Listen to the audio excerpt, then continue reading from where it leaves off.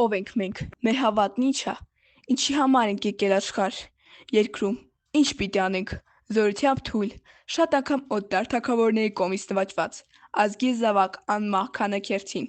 դարեր անց նույնիսկ պիտի հնչեցներ խորենացու բարձեցրած հարցերը, ապա քերթողահոր պատգամով փաստեր, հայ ժողովրդի լինեության իրավունքը, որը վաստակում է զենքի և մտքի ուժով, հայ նոր գրականության հիմնադիրը, մեծ լուսավորիչն ու մեծ մանկավարժ,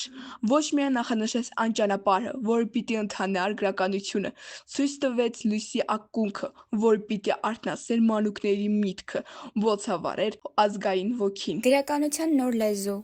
նոր հերոս, նոր բովանդակություն, սակայն մինչև այժմ խիստ արդիական հարցադրումներ և լուծման ճշմարիտ բանալիներ։ Համո Սահյանի բնորոշմամբ Աբովյանի մեջ խտացված են Մաշտոցի դիվանագիտական հանճարը, խորենացու հայրենասիրական կրակը, նարեկացու կատարելության աղոթքը։ Մենք, մեծ լուսավորչի անունը կրող քաղաքի դպրոցականներս, փորձել ենք բացահայտել ու քարտեզագրել ահա այդ բացառիկ հայ հանճարի ճանապարհը։ Խաչատուր Աբովյանը ծնունդով քանաքեռ Գեղչուկներից էր, ծնված 1809 թվականի հոկտեմբերի 15-ին։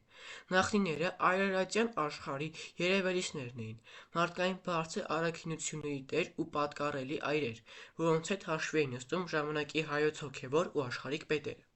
Նախագծային աշխատանքի իրականացման ընթացքում ուսումնասիրելով Աբովյանի ստեղծագործությունը, ծանոթալով նրա աշխարհայացքի և գաղափարներին, հաշվի ենք առել պատմական ժամանակաշրջանը, հասարակական քաղաքական անբարենպաստ հանգամանքներով և դարաշրջանի մտավոր թշվառությամբ պայմանավորված անվերջանալի էին Աբովյանի առջև ծառացող արգելքներն ու դժվարությունները։ Աբովյանը ինքը, տորգոված հայրենիքին ծառայելու, հայրենիքին պիտանի լինելու գաղափարով, հանձն է առնում իր տառապած ժողովրդին մոտեցնելու լուսավորությանը, վառելու նրանց մտքի ջահը։ Սակայն հասարակության պահպանողական հայացքները, քաղաքական մթնոլորտը, կղերական խավարամիտ շրջանի բարքերը միայն խոչընդոտում էին։ Աբովյանը փորձում էր ստեղծել տեթոդիկյան մեթոդներից ազատ դպրոց, բայց հանդիպում էր լուրջ դիմադրության։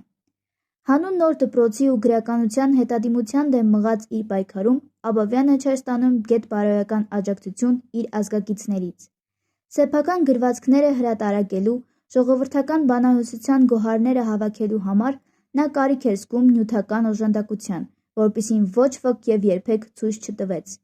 Չըմբռնելով նրա գիտական խիզախման արժեքը, նրա կրթական փորձի էությունը, հայրենակից ազգակիցները բամբասում էին, թե Աբովյանը մեր Մասիսի անունը խայտառակեց, թե մեր որդիքը ոչինչ չեն սովորում, միայն վարժապետի հետ են խաղում։ Գրեթե խորտակվում էին նրա պատրանքները։ Աշխատասիրություն, համառություն, ընկերասիրություն, բացառիկ ունակություններ սերտելու տեսածը և ընկալածը, որի մասին փաստում են ժամանակակիցները։ Այն բոլոր օտարերկրացիները, գրողները, ճանապարհորդները և բնախույս գիտնականները, որոնց բախտն են ունեցել հանդիպեն Աբովյանին կամ վայելեն նրա աջակցությունը, օգտվել գործնական խորհուրդներից, խոստովանել են նրան անժխտելի մեծությունը։ Արտասովոր հոգու տեր, հազվագյուտ մարդ, յուրօրինակ հանճար, արտակարգ հարգանք է տարածում դեպի շիտակն ու ճշմարիտը։ Այսպես է Աբովյանին բնութագրել հայտնի գիտնական Հերման Աբրիխը։ Մինչև հիմա Անդրկովկասը չի տեսել մի այսպիսի ուսուցիչ, հայտարարել է նշանավոր բնագետ Կարլ Կոխը։ Անգամ ցարական պաշտոնյաները հարկադրված էին խոստովանել, որ Աբովյանը գերազանց բարոյականության տեր-անձնավորություն է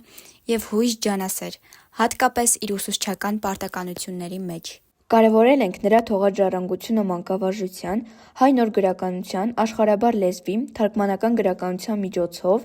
եվրոպական մշակույթի մերձացումը հայ գրականությանը, տնտեսության զարգացման մեջ նրա ներմուծությունները և առաջարկները։ Տեսանելի ենք դարձրել 19-րդ դարում նրա կատարած նորամուծություններն այսօր, ինչպիսիք են օրինակ ներկայիս Հայաստանի պատմության թանգարանի նախահիմքն ու բուսաբանական այգու ստեղծումը։ Առանձնացրել ենք հետաքրքիր դրվագներ, անդրադարձել Աբովյանի կյանքի տարբեր դիպվածների, որոնք բացահայտում են նրա մեծ մանկավարժ լինելը։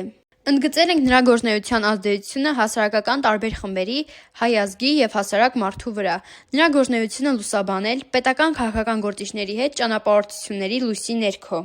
Այս ամենը իմի է բերվել նախագծի վերջնարդյունքում ցուցադրման մեջ փիների տեսքով խաչ բարելի, learning.aps.org հարթակում ստեղծված խաղի, արհեստական բանականության միջոցով գեներացված անիմացիայի, սահիկների, տեսանյութերի տեսքով։